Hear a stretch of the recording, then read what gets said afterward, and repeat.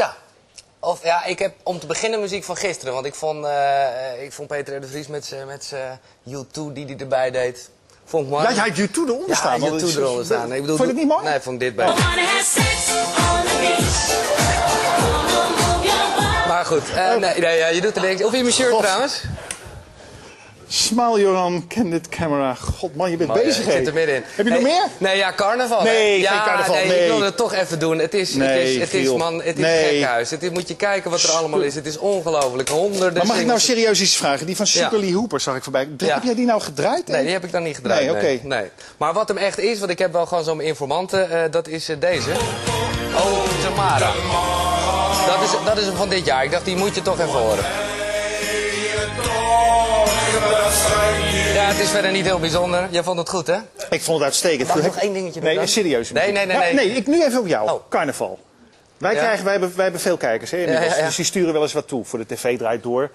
Was je in Venlo? Oh, nee, vreselijk. dat weet je Giel, niet. maar echt. Het is de laatste keer dat je hier geweest bent. We gaan even kijken, dames en heren. Venlo.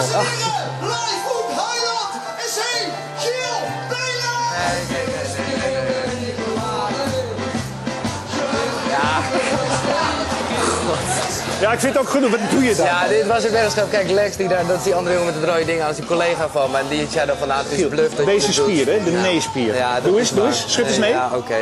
Maar dan heb ik ook wat. Want dan gaan we door ook. Het is Matthijs die ik hoor. Wat een rommel in de lente, maar de wereld gaat door. Het is ook een wereld draait door, carnavalsliedje. Ja, die is dan weer van jou. Maar goed, oké.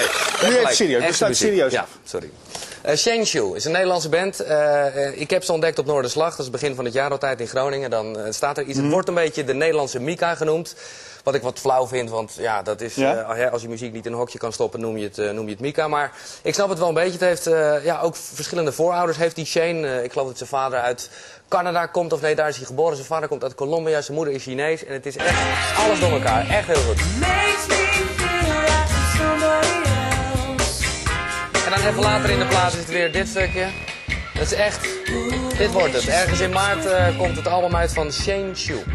Onthoud die nou. Doe ik. Giel aan tafel.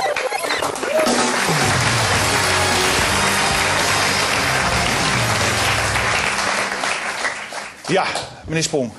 Maar meteen ter zake. Ik bedoel, we weten precies waarvoor we hier zitten. Is de zaak